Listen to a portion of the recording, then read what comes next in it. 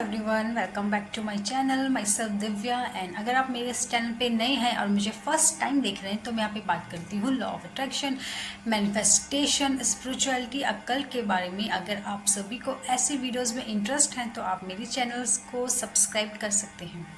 And अगर आप किसी भी प्रॉब्लम्स के रिगार्डिंग कंसल्टेशन लेना चाहते हो तो डिस्क्रिप्शन पे दिए गए नंबर पे अपना कंसल्टेशन आप करवा सकते हैं।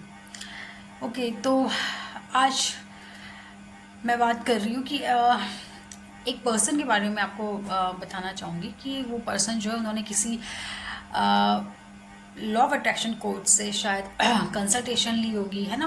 तो जब उन्होंने कंसल्टेशन ली तो उन्होंने उनको क्या बोला, उन्होंने उनको ये बताया कि आपके जो चक्रास हैं, ठीक है, जो आपके 7 चक्रास होते हैं हमारी बॉडी में, वो क्या है, ब्लॉक हैं। और स्पेशली आपका हार्ट चक्र जो हमारे यहाँ पे होता है, ठीक है, आपका जो हार्ट चक्र है वो ब्लॉक है।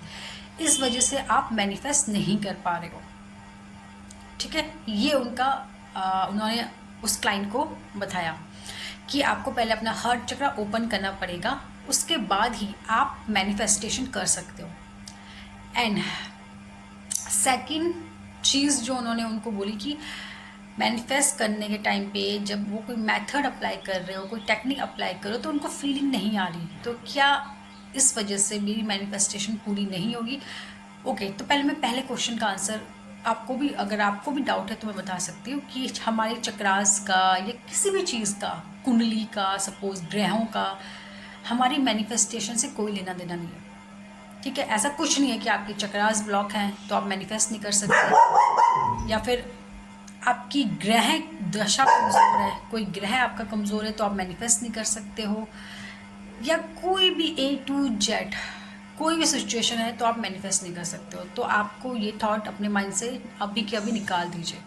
आप कभी भी किसी भी सिचुएशन में मैनिफेस्ट कर सकते हो, चाहे कोई भी कंडीशन हो, चाहे आप लो फील कर रहे हो, आप डाउन फील कर रहे हो, आप अनमोटिवेट फील कर रहे हो, आपको फीलिंग नहीं आ रही सपोज अपनी डिज़ायर को लेके, कोई भी सिचुएशन हो, डजेंट मैटर, आप किसी भी सिचुएशन में, किसी भी कंडीशन में आप मैनिफेस्ट कर सकते हो, ठीक है। आपकी मैनिफेस्टेशन का किसी भी चीज़ से कोई लेना देना नहीं है, आपके ग्रहों से, आपकी लक से, आपके चक्रास से, किसी से भी नहीं, ठीक है। तो ये डाउट अपने दिमाग से पहले, ये लिमिटेड बिलीव अपने अंदर से निकाल दीजिए, क्योंकि अगर ये लिमिटेड बिलीव्स आपने अंदर अपना अंदर आप रखे रहोगे ना, तब ज़रूर आपकी मैनिफेस्टेशन में प्रॉब्लम्स आएंगी। वो इसलिए आएंगी क्योंकि ये लिमिटिंग बिलीव आपने अपने माइंड में पैदा कर दिया है कि यार ये प्रॉब्लम है इसलिए मैं मैनिफेस्ट नहीं कर पा रही हूँ, ये इशू है इसलिए मैं मैनिफेस्ट नहीं कर पा रही हूँ। तो ये चीज़ अगर आपके दिमाग में बैठ गई तो आपकी मैनिफेस्टेशन में प्रॉब्लम ज़रूर आएगी। सेकेंड, आपको फीलिंग नहीं आ रही, आप अफर्मेशंस दे रहे हो, आप कोई मैथड, आप स्क्रिप्टिंग कर रहे हो, आप कह रहे हो मुझे फीलिंग नहीं आ रही है, तो क्या ये मैनिफेस्टेशन पूरा होगा? यस, होगा। देखिए, मैनिफेस्टेशन की जर्नी में फीलिंग मैटर नहीं करती, मैटर करता है रिपीटेशन।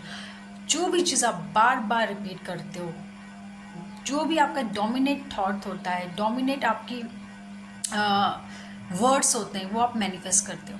जितना ज़्यादा आप रिपीट करोगे, जितना ज़्यादा आप कोई चीज़ अफर्म करोगे, उस चीज़ को आप इजीली पा पाओगे, ठीक है। तो फीलिंग का कोई लेना देना नहीं। अगर आपको फीलिंग नहीं भी आ रही, कोई प्रॉब्लम नहीं आ रही है तो वेल डन, वेल गुड। लेकिन अगर नहीं आ रही है तो भी आपको बिल्कुल भी नेगेटिव नहीं होना है कि मुझे फीलिंग नहीं आ रही अफर्म करते वक्त अपने डिज़ायर को लेके, तो क्या ये मैनिफेस्ट होगा? यस, मैनिफेस्ट होगा।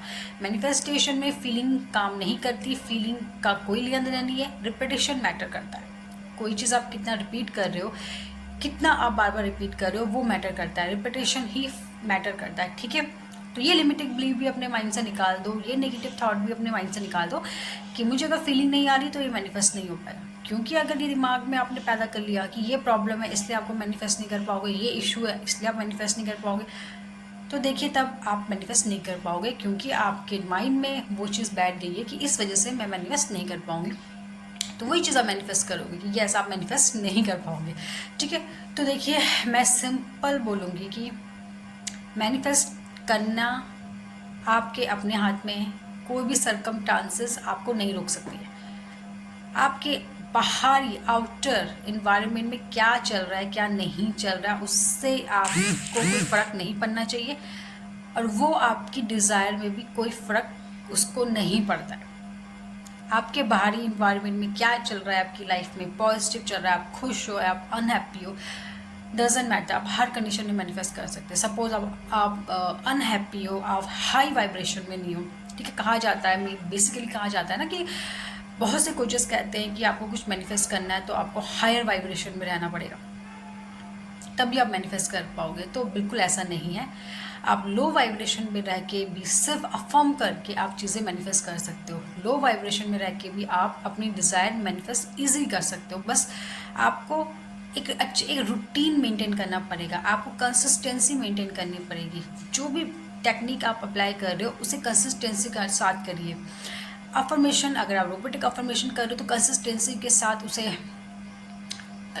टाइम, मतलब एक टाइमर लगा दीजिए कि आधे घंटे आपको अपनी ये अफर्म करना है, बीच में ब्रेक दीजिए आधे घंटे का, फिर आधे घंटे बाद अफर्म करिए, ठीक है। आपको कंसिस्टेंसी मेंटेन करनी है, ठीक है, कोई भी चीज़ के लिए, तो आप इजीली मैनिफेस्ट कर पाओगे।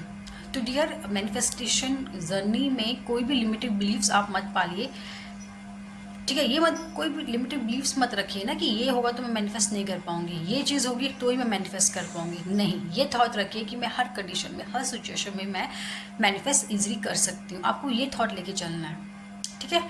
सो ओके, आज के लिए इतना ही। तब तक के लिए thank you, bye bye, love you.